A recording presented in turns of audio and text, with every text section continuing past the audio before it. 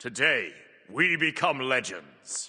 Hey, my name's Inter, and welcome back to the channel for the 11.9 bonus update notes for Smite 1. These are going to be live September 19th, which is going to be this Thursday. They've also said that all future updates for Smite 1, that is regular updates and bonus updates, are going to be going live on Thursday instead of Tuesday, probably to not conflict with Smite 2 updates that are going to be going live on Tuesday. So yeah, this will be live this Thursday. We'll just go over it quickly. I like to keep you guys posted on the Smite 1 news, even if there's a lot of Smite 2 news to go over as well. So first up, we've got some Anubis nerfs. I have to say, this is not something I thought I would ever see. This might be the first time Anubis has ever been nerfed. I think that's true. Other than the 10.3 healing changes, where his passive lifesteal got nerfed. But that was just a game-wide thing, and he also got buffed to compensate for that. So I think this is actually the first dedicated nerf we've ever seen to Anubis. And it's probably because the community for Smite 1 has probably gone a lot more casual now that a lot of the pros and very serious players have moved over to Smite 2 to play ranked. So I imagine Anubis's win rate has probably shot up. They say here that he's got to get back on the leash.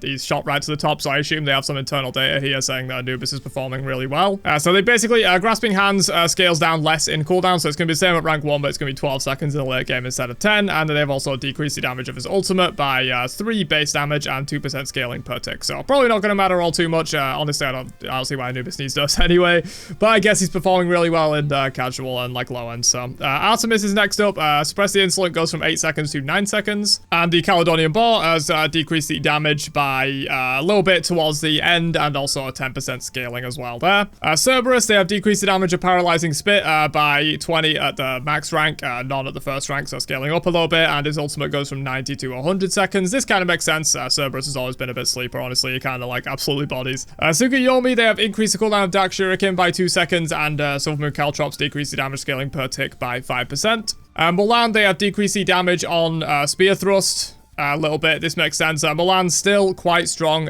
even after quite a few nerfs that she received. Obviously, she was really good for a while. She's still pretty good. And Spear Thrust is a large portion of why Mulan is so good. This thing hits twice and does bonus damage on the second hit, so this might look like a small number, but you've got to more than double it in terms of the base damage of this ability. Grapple, they have also increased the cooldown, so by 1 second at all ranks. So she's going to be leveling that a little bit slower, and also going to have it up a little bit less often for safety and chase. Moving into buffs though, Ishtar's Mark of Vengeance now has 6 max stacks instead of 4, so this is the thing that's giving you the movement speed, and then when it expires gives attack speed, I think, if I remember correctly. I'm not really an Ishtar player.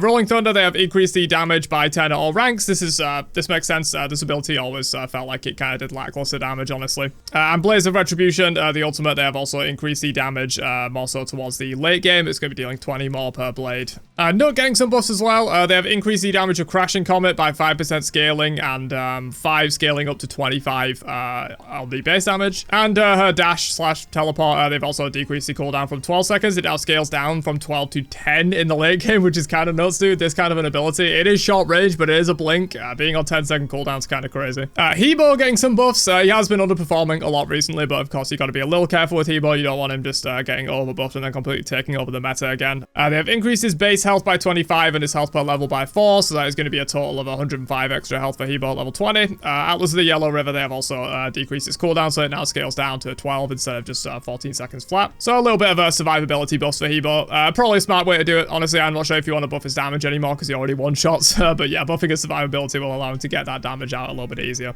Merlin getting some buffs as well. Increased damage on his Fire Stance 1 by 2 at all ranks, so this is definitely going to matter for like the first rank of the ability. That is quite a substantial increase. At the later ranks, not going to matter as much. And his ultimate, they have increased his slow duration when going into Ice Stance from 1.5 seconds to 2 seconds as well. Odin, they have decreased the cooldown of Lunge in the early game only. The late game it's going to be exactly the same. And Gunya's Might, they have increased the Gunya damage, so that's a spear throw, from about 5 at all ranks. So some small buffs to Odin there. Achilles, they have increased the protections gained from his passive per level by 1.5 up to 2 now, so 0.5 increase. And Radiant Glory, they have increased the heal by 3 at all ranks on that as well. So just a little bit of survivability and tankiness upgrades for Achilles. Moving on though, we have Ganesha, quite a few buffs for him here. So Turn of Fate, they have increased the bonus damage per stack from 2 to 3, but they've decreased the max stacks from 5 to 4. So overall, this is going from 10% at max stacks to 12%, and it's it's also going to be easier to stack up if you don't have like a full minion wave to hit with this, for example. His 2,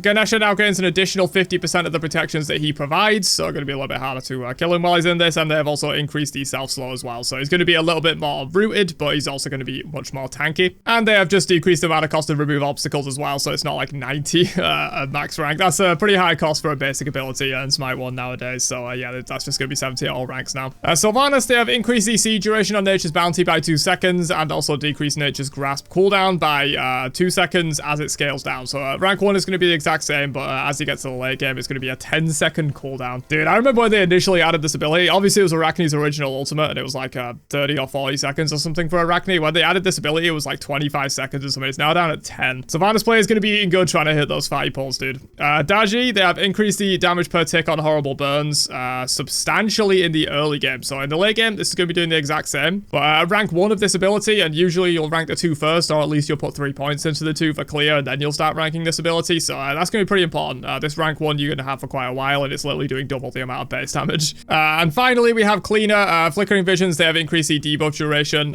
from 4 seconds to 5 seconds, so get a little bit more sort of single target invisibility there. And Tearing the Veil now deals 25% reduced damage to minions, but their cooldown now goes down substantially in the late game. So as you rank this ability up, it's going to be a 35-second cooldown. And obviously, on Cleaner, you're probably building max CDR, so this is going to be more like, 25-second cooldown or even less potentially. So that's pretty crazy. Going to be available much more in team fights there, but yeah, they have put this damage reduction on minions just so you can like easily use it to clear when it's on such a low cooldown. But yeah, that is bonus balance for Smite 1. Just thought I'd keep you guys posted.